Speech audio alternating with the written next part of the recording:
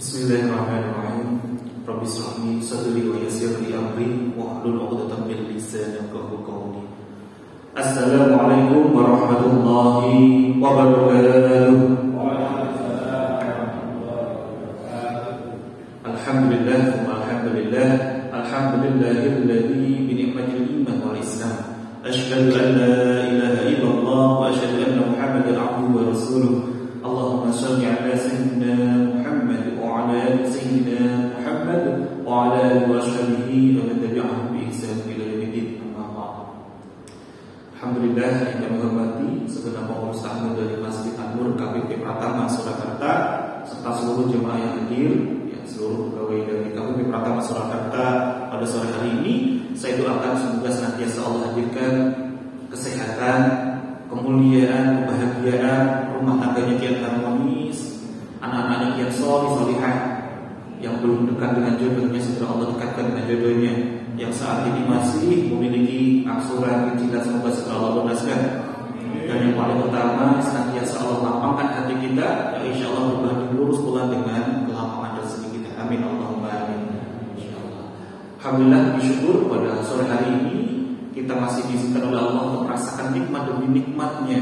Salah satunya adalah kita masih diizinkan untuk nikmat bisa membasuh muka kita, dalam wudhu kita, dalam kita menjalankan ibadah sholat asar berjamaah ini. Masya Allah, kita masih dimudahkan pula untuk bekerja. Masya Allah, adalah nikmat Allah yang sangat luar biasa.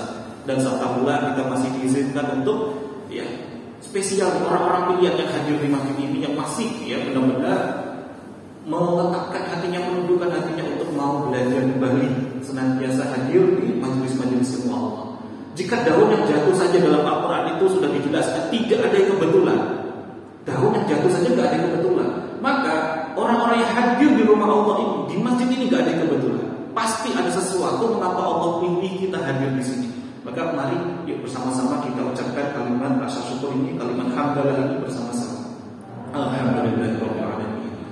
Salawat salam senantiasa kita hadirkan pada junjungan kita Nabi besar Nabi Muhammad sallallahu alaihi wasallam, sang suri tauladan terbaik yang senantiasa kita nanti-nantikan syafaatnya di yaumil akhir kelak. Dan semoga sahabat-sahabat fillah, bapak ibu yang hadir di masjid inilah orang-orang pilihan inilah yang nantinya juga akan dipilih oleh baginda Nabi Muhammad sallallahu alaihi wasallam, diakui benar-benar sebagai umatnya yang nantinya mendapatkan syafaat dari beliau. Amin Allahumma amin. Insyaallah.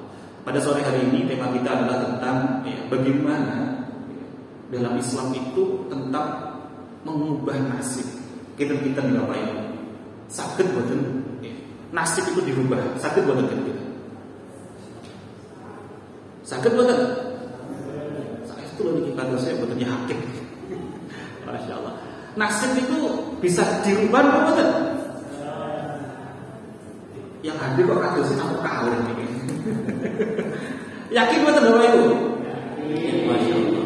Jadi sebelum kita masuk kita bahas ini, bismillah, sarang-sarang kita berdoa Allah ucapkan kita kemudahan mengamalkan, memahami, menyerap setiap ilmu yang kita pelajari serta dimudahkan nanti dalam mengamalkan dalam kehidupan kita sehari-hari. Allahumma a'inna ala dzikrika wa syukrika wa husni ibadatik. Rabbi zidna ilman nafi'an. Ya Allah, ya Rabb, hadirkanlah kepada kami ilmu yang bermanfaat, rizqan thayyiban, hadirkanlah pula kepada kami rezeki yang baik-baik, rezeki yang terbaik, wa amal mutaqabbalan, dan jadikanlah kehadiran kami di sini termasuk salah satu amal saleh yang terterima. Amin Allahumma amin. Masya Allah. Jadi dalam Islam Bapak Ibu ada dua perspektif terkait dengan nasib ini. Jadi kalau dalam Islam itu ada istilah namanya takdir mudom dan takdir mu'alaq. Atau pula lebih enaknya bagi orang awam untuk memahami ini ada namanya takdir ikhtiar dan namanya takdir mutlak. Sama, hanya beda istilah. Apa itu takdir mutlak? Takdir mutlak itu contohnya kita nggak bisa milih Bapak Ibu. Kita itu lahirnya lewat rahimnya siapa, ibu kita itu siapa, kita matinya kapan nggak bisa milih. Tapi ada yang namanya takdir ikhtiar. Apa itu? Kondisi kehidupan kita saat ini. Sebagaimana yang Allah firmankan dalam Quran surah Ar-Ra'd ayat 11. Innallaha la yughayyiru ma biqaumin hatta yughayyiru ma bi anfusihim. Sesungguhnya Allah itu tidak akan mengubah nasib suatu kaum selama kaum tersebut tidak mengubah apa-apa yang ada di dalam dirinya sendiri. Artinya ada yang namanya takdir ikhtiar. kondisi kita itu juga hasil dari apa-apa yang sudah kita doakan, kita kerjakan, kita putuskan, kita pilih di episode-episode kehidupan kita sebelumnya. Ya, di hari kemarin, di tahun kemarin, di hari-hari sebelumnya sudah kita putuskan, dampaknya kita rasakan saat ini. Tapi sebelum itu mohon izin, kata saya luar biasa nih ya. Karbohidrat, zat besi, apalagi zat besinya nih, kata saya nempel di kelopak mata, ya, masya Allah. Oke. Biar lebih fokus nih, buatan nampung masuk telinga kanan, keluar telinga kiri ya. Mohon izin, bapak-bapak, ibu-ibu, hadap ke kiri rumian ya. Tadi hadap ke temennya ya. Hadap ke kiri rumian ya. Pegang pundak temannya depannya. Hadap ke kiri, pegang pundak teman ya depannya. Silakan dipijat senyaman-nyamannya ya. Biar fresh tadi ya. Jam-jam sampai ini masya Allah. Ikan kenceng ya. Yang depan boleh request kira kenceng atau kenceng kan? Ya boleh.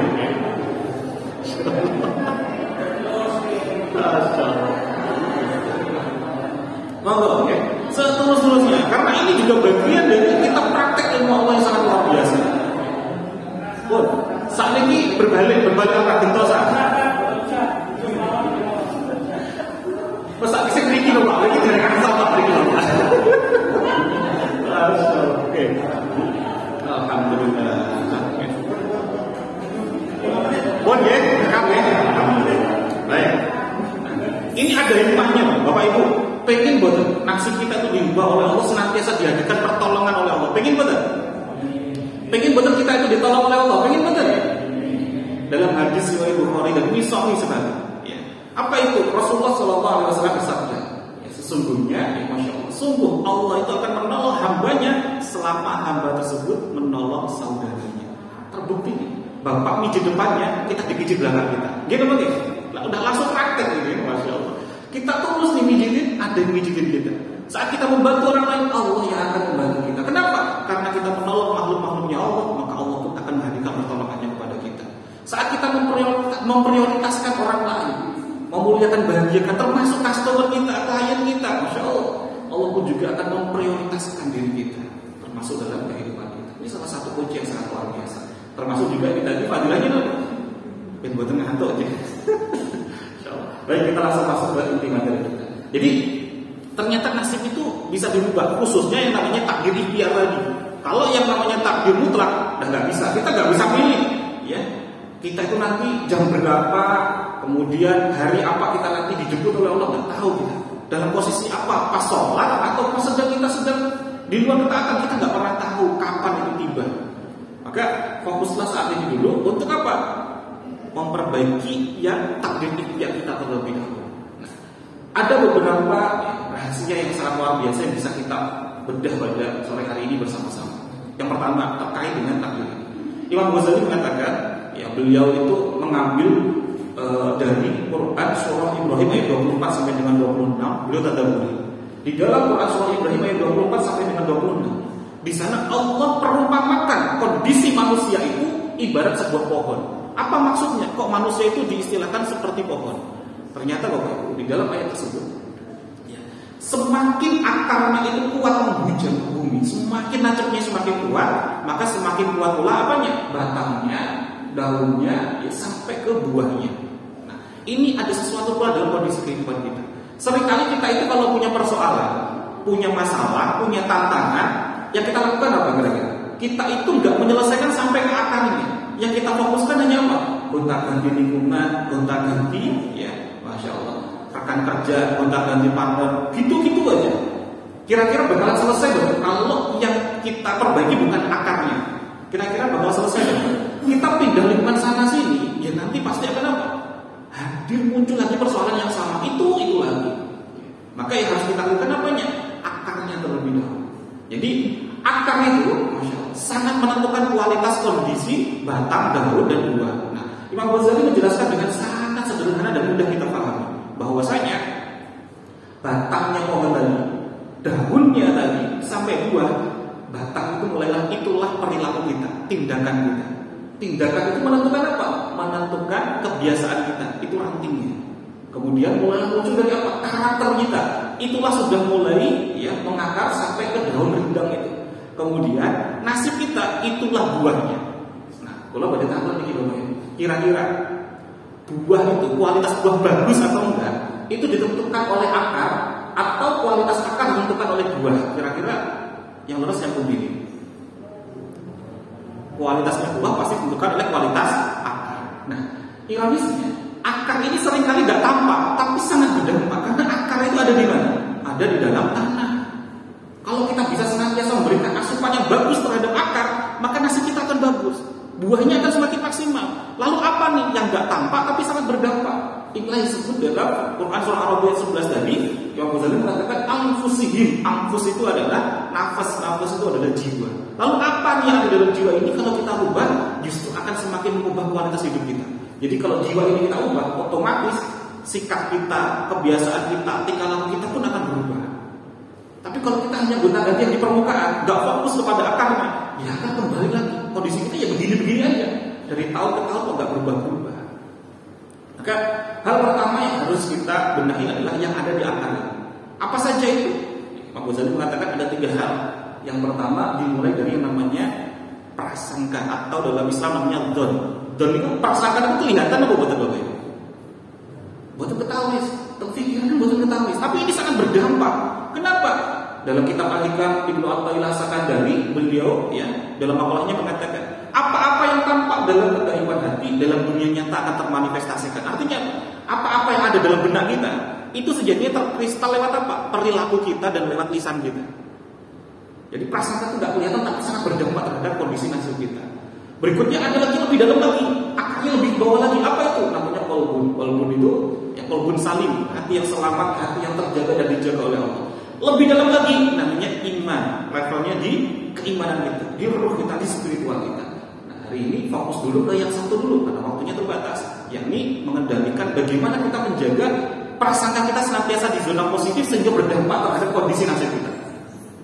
Yang pertama Bapak Ibu, kira-kira Bapak Ibu, prasangka yang gak baik itu sudah dicatat menjadi amal gak baik kira-kira. Kenapa buat kira-kira? Pikirannya gak baik kira-kira. Ini sudah dicatat atau belum kira-kira?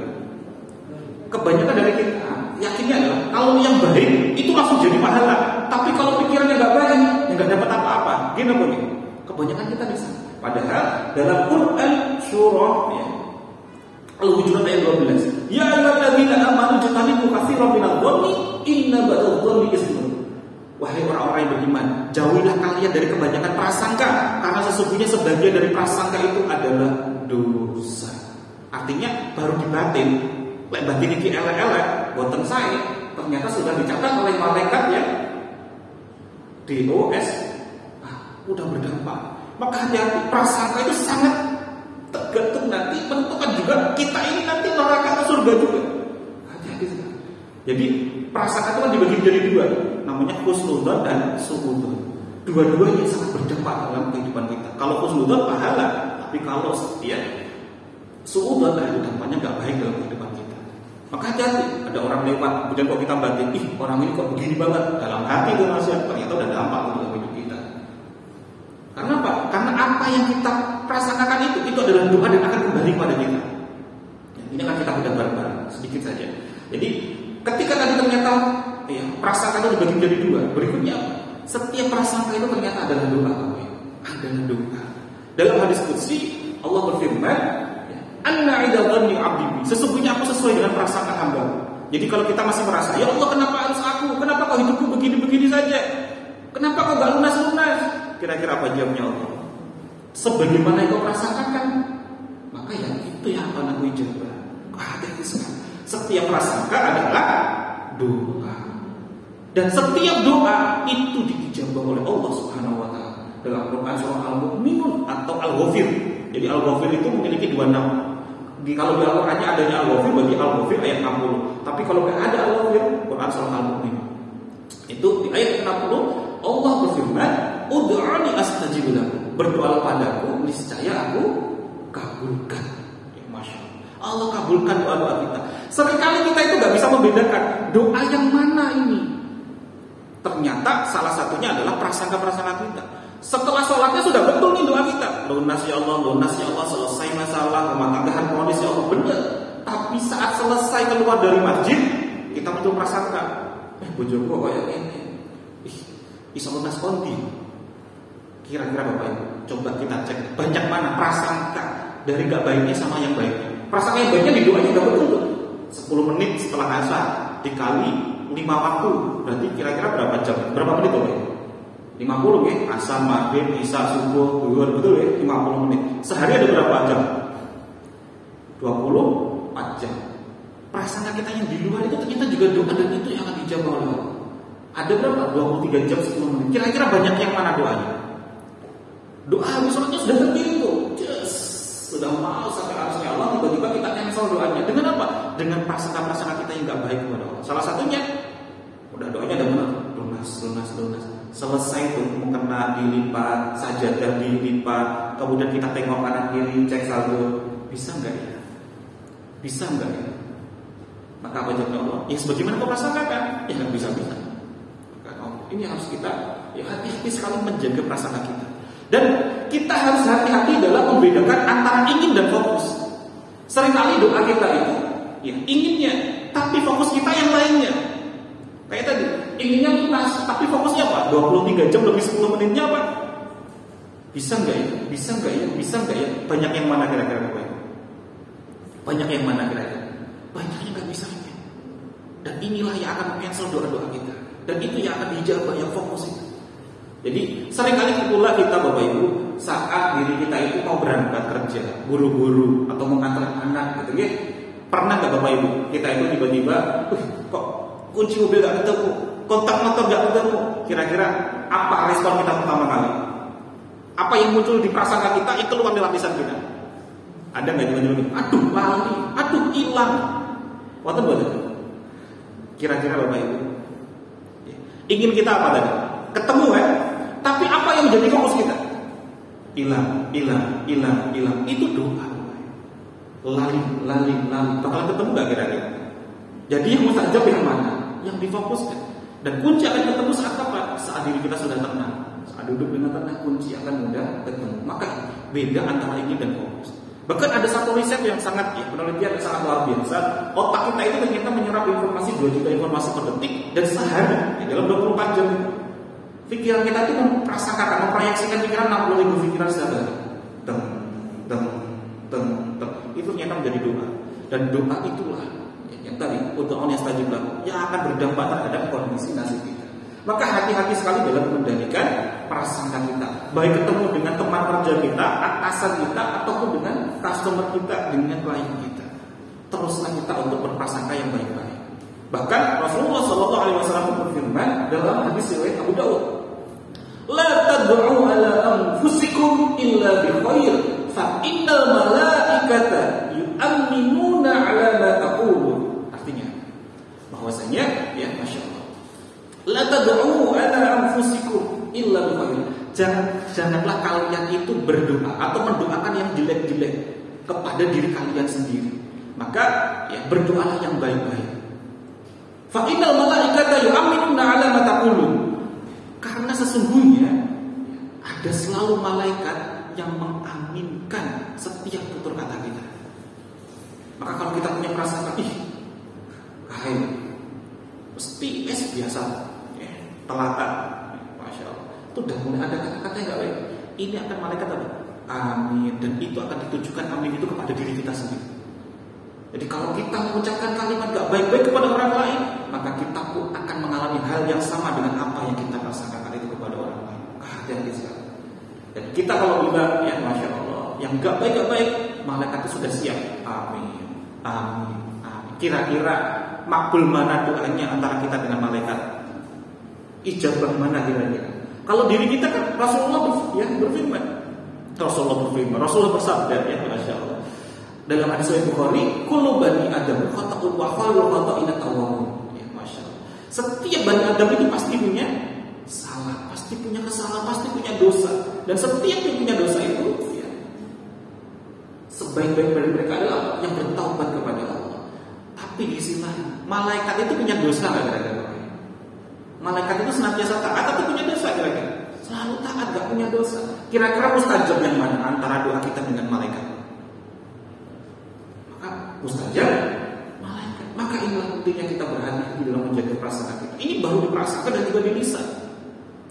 Karena apa-apa yang ada di lisan itu adalah buah dari apa yang ada di benak kita, mewujud langsung otomatis keluar lewat lisan kita. Dan biasanya karena tadi 2 juta informasi yang masuk per detik lagi, ya, diproyeksikan 60.000 pikiran setiap hari. Apa-apa yang sering keluar lewat lisan kita itu sangat terpengaruh dari apa-apa yang kita tonton, apa-apa yang kita lihat, apa-apa yang kita dengar. Siapa lingkungan kita itu akan sangat berpengaruh terhadap pola pikir kita, terhadap perasaan-perasaan kita. Maka hati-hati, senantiasa kita filter asupan-asupan informasi-informasi yang gak baik, itu. Karena awalnya kita saya kuat, tapi lama-lama ya jebol juga pertahanan kita. Ketika benar-benar tontonan kita ya ucapan-ucapan yang gak baik, ya dikit-dikit kalau kita disenggol ya ucapan itu akan muncul. Maka hati-hati sekali. Bahkan ada salah satu jamaah ya dari guru saya adalah seorang mutawif ya, umroh. Nah, ada salah satu jamaahnya saat umroh itu di depan Ka'bah Bapak Ibu. Selesai sebelum sholat asar ya, seperti waktu-waktu yang mirip-mirip tadi. Nah, jamaah ini pengennya apa? Inginnya itu adalah ya Allah saya ingin sholatnya khusyuk. Inginnya apa Bapak Ibu? Sholatnya khusyuk. Tapi beliau itu paling gak kuat kalau mencium aroma bau bawang. Dan dia berdoa, ya Allah tolong nanti jangan dekatkan saya dengan salah satu dari orang yang dari negeri yang aromanya bau bawang. Kayak saya sebutkan ya. Ini terkenal dengan negerinya apa? Orang-orang ini cemilan kesehariannya itu bawang putih mentah. Maka kira-kira aroma bau mulutnya dan paham ya Bapak Ibu. Nah, saat beliau berdoa seperti itu tepat di depan Ka'bah, beliau sholat qobliyah asyar. Saat Allahu Akbar, Allah langsung ijabah. Ijabahnya yang mana? Yang fokusnya. Fokusnya apa tadi? Jangan dekatkan saya dengan aroma bau. Langsung orang ini datang. Aromanya belum kuat-kuat atau gak kuat, geser ke samping kiri, datang lagi. Sampai akhirnya waktu sebelum iqamah, Allahu Akbar, beliau geser ke belakang, depan, samping, depan, samping, kanan, samping kiri, belakangnya semua orang-orang dari negeri tersebut. Masya Allah. Akhirnya belum gak khusus sholatnya, langsung kembali ke hotel, mandi sampai 2 kali, aromanya gak hilang. Hilangnya saat apa? Belum benar-benar apa? Beristighfar kepada Allah, mohon ampun kepada Allah, aromanya berangsur-angsur hilang. Belajar dari kejadian kisah nyata ini. Ini Bapak Ibu, kita inginnya apa? Khusyuk, tapi fokusnya masih apa? Ketidakbaikan perasaan kita kepada orang-orang sekitar kita. Justru itu yang ijabah yang ada. Semoga ini bisa menjadi pembelajaran juga buat kita saat ini. Berikutnya yang kedua adalah ya, perasaan itu tidak bisa membedakan negasi. Negasi itu dalam tanda kutip seperti tidak, ya, tidak, terus apa lagi, jangan. Itu kalimat-kalimat negasi. Setelahnya itu semakin kuat lagi. Kalimat negasi itu menguatkan doa-doa kita. Contoh gini, Nabi Adam alaihissalam itu kan di dalam Quran surah Al-Baqarah ayat 35 kan diperintahkan oleh Allah, uskun anta wa zawjuka jannah, masuklah ke dalam surga bersama istrimu. Maka dengarlah apa yang kamu sukai. Wala taqrabu hadhihi syajarah fatakuna minadh dhalimin. Jangan dekati pohon ini, nanti kau termasuk orang yang zalim. Tapi diapakan oleh Nabi Adam? Diapakan oleh Nabi Adam? Justru didekati, dimakan. Maka kita ini Bani Adam gak Bapak Ibu? Kita ini Bani Adam gak Bapak Ibu? Coba Bapak Ibu, kita punya anak tuh, pas ada tamu, anak kita masih kecil lari-lari, kita bilang, nah jangan lari-lari, semakin diam atau semakin lari kira-kira? Ucapin kalimat jangan, itu semakin menguatkan doa setelahnya. Maka saya dulu saat masih aktif sebagai ROM, ya, Regional Office Manager salah satu perusahaan retail farmasi, ketika ada salah satu ya kita soft opening gerai gitu, cabang gitu, saya minta di depan jalannya tulis jangan tengok kiri. Kira-kira kalau kita lewat baca tulisan jangan tengok kiri, muncul rasa kita malah pengen lirik ke kiri nggak ya? Ada tulisannya apa tadi? Jangan. Lah karena kita ini Bani Adam ya begitu sifat kita. Maka dalam berdoa juga hati-hati sekali. Kalimat ya jangan ini akan menguatkan kita setelah kalimat negasi. Ya jadi kalau ada anak-anak, kalau ibu-ibu jangan buka tutup panci ini, malah justru semakin apa kira-kira? Penasaran pengen dibuka. Masya Allah. Maka rubah kita fokus kita. Jadi kalau ada anak lari bukan lagi, nah jangan lari-lari lagi. Nah sini ada permen, ayo duduk di sini. Nah ayo duduk, bukan lagi. Nah jangan lari-lari, malah justru doa kita ya lari. Malaikatnya apa? Amin. Jadinya apa? Tambah lari, nggak bakal berhenti. Masya Allah. Nah, berikutnya, ya bahwasanya prasangka kita kepada orang lain itu akan kembali terjadi kepada kita. Jadi kalau kita bayangin, orang ini kok gak pernah mandi, kok aromanya dahsyat banget, kok cara ininya kok gak matching banget pakaiannya. Misalkan ibu-ibu nih, ada acara pertemuan, kok wah pelangi banget nih, jilbabnya pink, ya pakai sendalnya hitam gitu ya, masya Allah. Kemudian bajunya itu kok kuning, roknya itu warnanya biru, ya kok kayak gini banget ya. Terus kita bilang, orang ini gak waras. Kita sedang berdoa, gak waraskan diriku, gak waraskan diriku, gak waraskan diriku. Kenapa? Saat kita itu punya prasangka yang gak baik kepada makhluknya Allah, maka sama halnya kita itu berprasangka yang gak baik kepada yang menciptakan. Siapa itu yang menciptakan? Maka Allah akan kembalikan itu kepada kita. Jadi sama halnya kita berdoa, gak waraskan diriku, gak waraskan diriku, gak waraskan diriku. Malaikat benar, amin, amin, amin. Makanya hati-hati sekarang. Maka mulailah dari hari ini dan seterusnya, yuk bareng-bareng kita jaga terus prasangka kita jaga pula lisan kita. Bahkan di dalam Al-Quran surah Al-Adamiyat ayat 23, kalau nanti Bapak Ibu boleh ngecek, mulai ayat 21-22 itu disebutkan bahwasanya ya Allah meminta kita untuk memperhatikan yang ada dalam diri kita. Perhatikanlah apa-apa yang ada dalam diri kita. Yang di ayat 22-nya, yang itu menjadikan salah satu asbab rezekimu itu diturunkan. Maka di ayat 23 apa itu? Fa rabbis samai wal ard innahu lahaqqun mislama annakum tantiqun. Maka demi Tuhan langit dan bumi, sungguh ya, yang akan dijanjikan itu akan benar-benar terjadi sebagaimana apa-apa yang kamu ucapkan. Maka hati-hati sekali. Allah akan realisasikan setiap lisan-lisan kita yang keluar ini. Dan itu menjadi salah satu asbab kondisi nasib kita. Karena tadi sebutkan sebagai salah satu asbab rezeki. Rezeki bukan hanya tentang nominal saja, tapi tentang kondisi nasib kita, semakin lapangnya diri kita. Karena rezeki itu bukan tentang seberapa banyak atau sedikit, tapi seberapa lapang atau seberapa sempit. Contoh, ya, orang-orang yang salary-nya sudah gede banget sekalipun, bulanannya sudah jelas, tunjangannya sudah jelas. Misalkan yang ada di ya, bagian yang petinggi-petinggi yang ada di ya, DPR misalkan. Mereka banyak secara nominal, tapi masih banyak pula yang belum lapang. Buktinya apa? Masih banyak pula yang kena KPK dan lain sebagainya. Ya, na'udzubillah. Artinya apa? Banyak dan sedikit itu tidak menjadi parameter tentang besaran rezeki, tapi seberapa lapangnya diri kita. Oh, ini bisa membuat kita bahagia, senantiasa merasakan diri kita untuk senantiasa cukup dan bersyukur kepada Allah. Maka rumah tangga pun kita akan semakin untuk diharmoniskan oleh Allah Subhanahu wa taala. Maka inti dari kajian kita pada sore hari ini adalah ya, salah satu takdir ikhtiar ini, nasib kita ini ternyata adalah hasil dari fokusnya pikiran kita, prasangka kita yang ternyata itu adalah doa dan diijabah oleh siapa? Oleh Allah Subhanahu wa taala. Maka yuk senantiasa kita berlatih untuk menjaga kualitas prasangka kita. Ketemu siapapun, ya, batin kita itu juga harus dijaga. Hati-hati dalam berbatin. Batin memprasangkakan orang itu hati-hati banget. Senantiasa yang baik-baik saja. Guru saya senantiasa berpesan gini, prasangka yang baik-baik itu ibarat sebuah benih, sebuah bibit atau sebuah benih, ya. Dan ketika benih itu dihunjamkan kepada tanah yang subur, kira-kira gimana? Cepat untuk tumbuh menjadi tumbuhan yang subur nggak kira-kira? Maka ini ketika kita sudah punya bibit ini, ya, menjadi tumbuh yang subur, namanya apa? Inilah kondisi nasib kita yang hajat-hajat kita yang diijabah oleh Allah. Maka kendalikan prasangka ini. Misalkan, wah berangkat haji itu kalau di Solo berapa tahun Bapak Ibu? Kita tahun antri ini? Baik hajinya, antrinya dari pendaftaran. Luar biasa. Berarti prasangka positif begini, sebulan, jadi sebulan lagi. Ya saya doakan Bapak bisa berangkat. Amin. Amin. Insyaallah. Jadi rata-rata berapa Solo 27 tahun kurang lebihnya. Nah kalau kita bisa, apa ya mungkin? Kira-kira apa jamnya Allah? Karena Allah tadi berfirman dalam hadis qudsi, anak itu tidak mimpi. Sesungguhnya sesuai dengan perasaan kamu. Kamunya nggak yakin ya? Pun nggak bakal dijawab, masya Allah. Kenapa? Karena masih banyak jalan untuk menuju itu.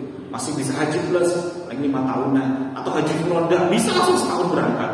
Ya, karena haji furoda itu langsung apa? Kuotanya kuota Arab Saudi. Amin ya. Haji furoda itu sekarang berapa? Kira-kira paling 250 sampai 300 haji furoda. Ya. Kalau haji plus 150-an haji plus. Ya.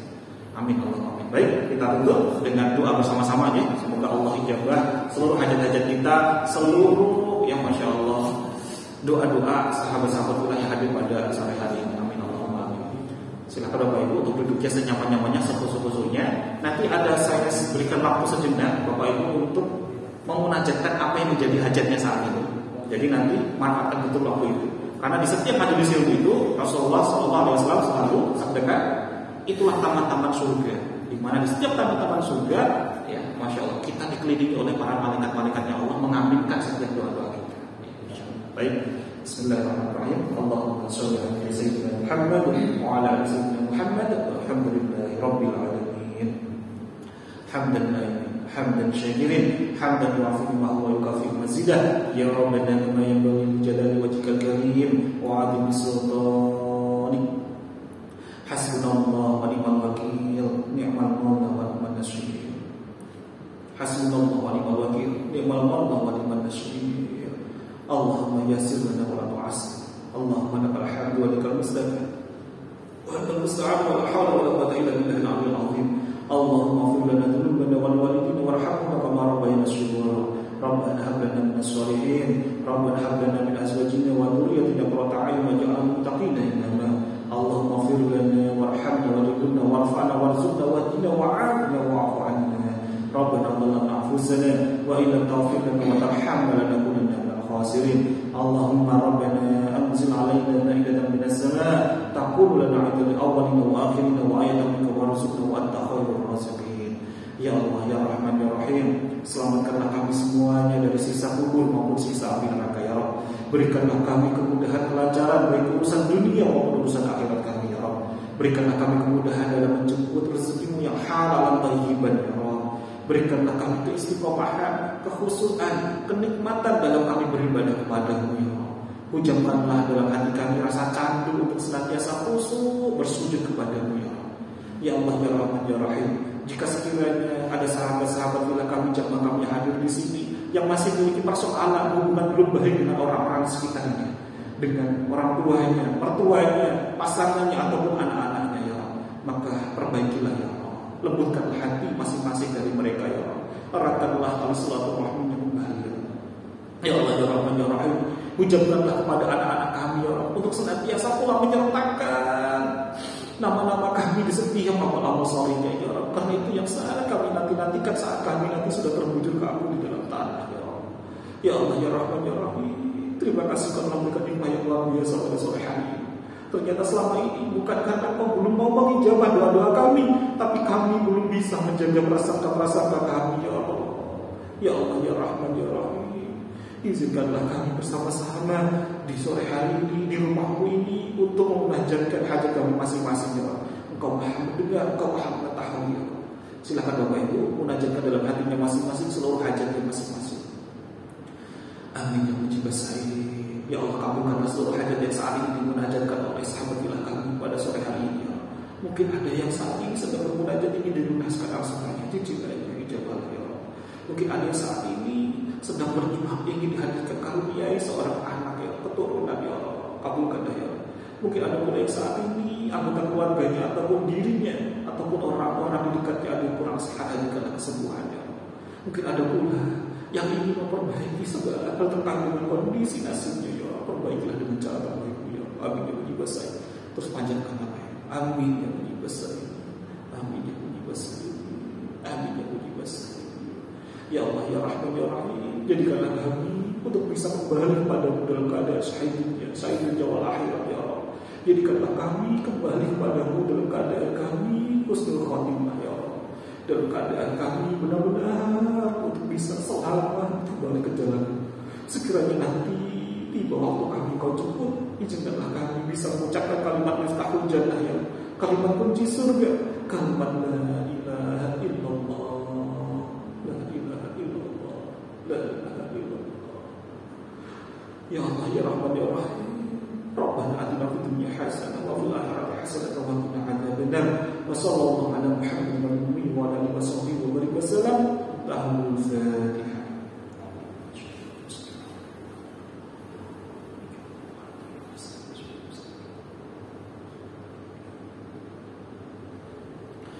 Baik, alhamdulillah, terima kasih Bapak Ibu semuanya. Jika ada satu hal yang belum tepat dari awal ke akhir, saya mohon ridhonya, mohon maaf yang sebesar-besarnya. Sekian dari saya, nanti ditutup oleh Bapak untuk waktu ngaji bersama-sama. Bila taufiq wal hidayah wa ridwan. Wassalamualaikum warahmatullahi wabarakatuh.